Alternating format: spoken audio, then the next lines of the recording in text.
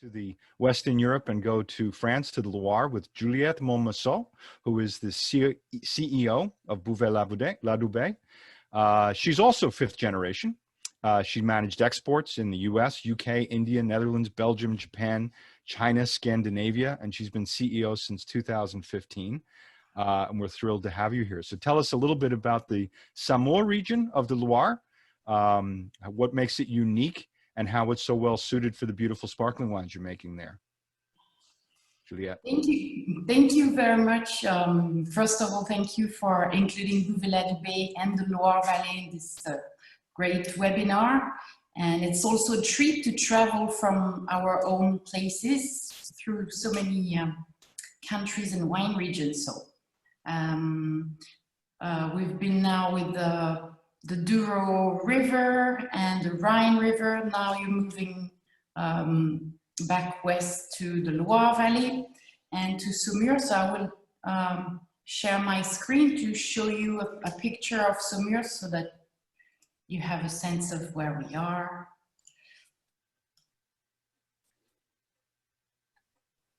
You have it? Yep. Just yeah. Perfect. So here we are in Saumur.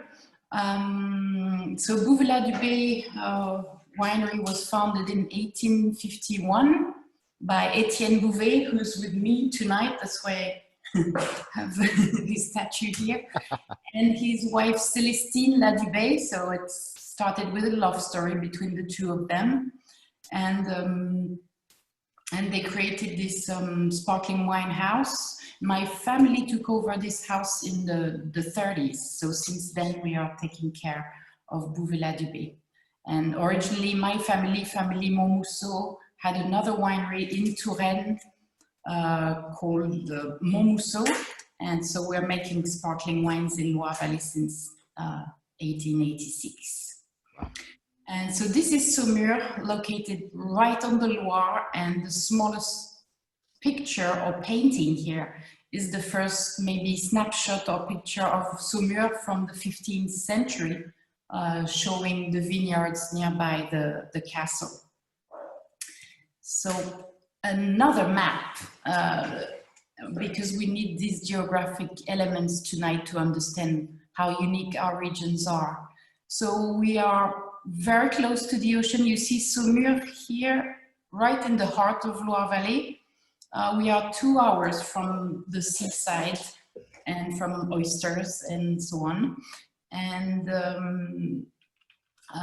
what is so specific about Saumur and the greater Anjou area and to Tours is, and the Loire Valley in general, though it's the longest and widest wine region in France, the Loire River itself is 1,000 kilometers long, but the wine region on the Loire, it's 500 kilometers, so it's really diverse.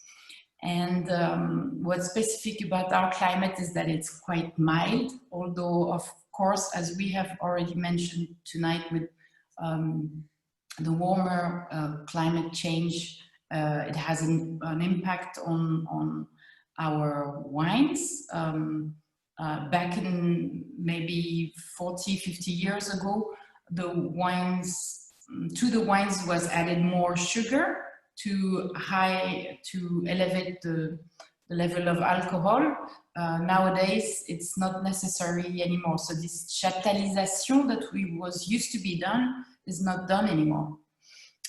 So mild climate, and the soil is mainly chalk, limestone, and argile, clay, which seals in the moisture in the soil, and so it's a lot of limestone. So you see, we call it also in the Loire the pearl of Anjou, because it really shines on the Loire. And I will take you now in the cellar. We have at Bouvet Ladubay, we have 8 kilometers of underground galleries, which were all dug from the Middle Ages and more in the 18th, 19th century. So it's a huge network of galleries. In Saumur itself, which is a rather small city, there is 1,000 kilometers of underground galleries that were dug to build the castles and homes. And above this high hill of limestone grow the vineyards. And so what happens in the Loire is that we've discussed that there is also this clay. So the vineyards never have hydric stress because they can always dig in this high hill of limestone and the clay that seals in the moisture to nurture themselves. So that's one of the key points of Loire, enabling freshness and minerality.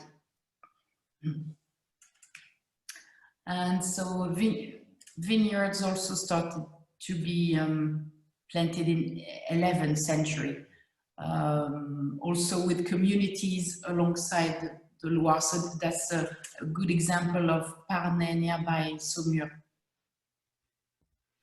And so maybe Lars, you wanted to. Absolutely. I'm tasting your Rosé Excellence. It's a beautiful wine. There's a creaminess to it. I have a couple of questions about it. First of all, going back to those caves, the limestone caves, the tuffeau, as you call them. I know that in certain regions, for example, in the Frascati area, they say that aging their white wines in bottle and in barrel, but also in bottle, in those tufa caves, imparts some flavor and some characteristics as well. Do you find the same thing? Do you feel the same thing for your wines aging in those caves?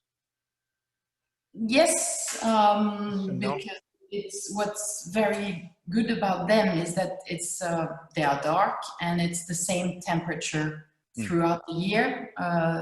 13 degrees Celsius. So that's this stability that is great for winemaking. And yeah, coming back to the terroir. So Cabernet Franc in the Loire Valley that we have for this the Bouvet Rosé Excellence is, as you know, the main red grape for Loire reds. It came more in the 18th century and 19th century and was really largely produced. We used to have more Gamay in the Loire. It's not anymore the case. So it's really Cabernet Franc that is used for rosé production still and the reds. And the rosé sparkling production is fairly recent. It was, I would say it has really grown in the past 20 years or so. Prior to that, it was mainly white sparkling wine production. So all our wines are produced under the méthode traditionnelle, formerly known as méthode champenoise, from our cousins in Champagne, which has similar, as you can notice, soil with the limestone, though Champagne is much more continental in terms of climate. And Cabernet Franc for us, at Bouvet Ladubay, we use Cabernet Franc only for the rosé winemaking.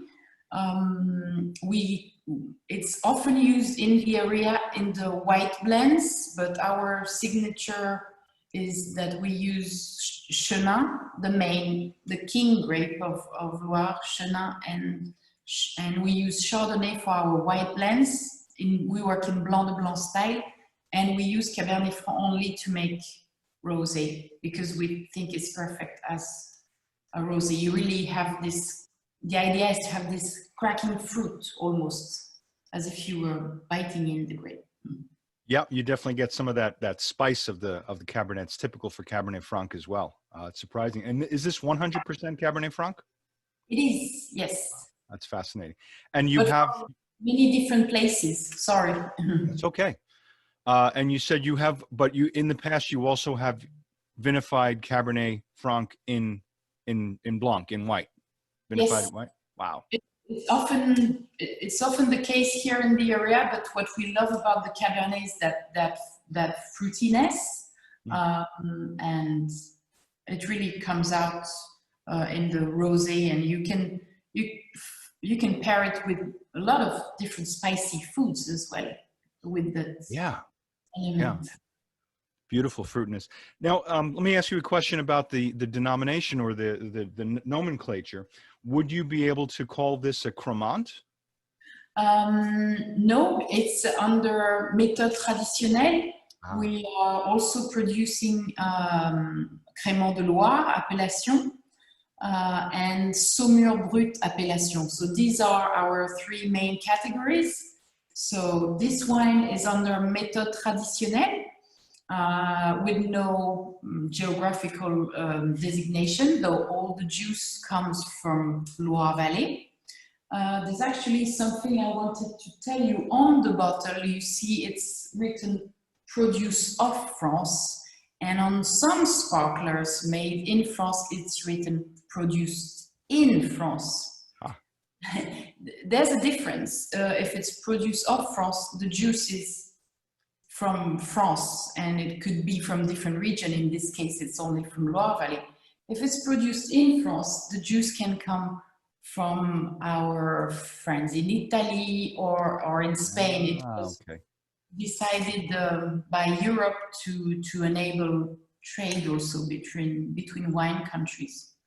And here, it's traditional method, and just 9 months on the lease, which is the minimum for traditional method, and enabling a nice price point. Then for our Saumur and Crémant de Loire, it's a little bit higher. Okay, it was fantastic. I can imagine. I don't see Orsi, but I imagine the attorney in her is shaking her head about the denomination rules and the maiden that you were speaking of. Those are very important things that mean a lot, especially in Europe, and I think we're starting to take those seriously in the US as well. But thank you. Right. That's right.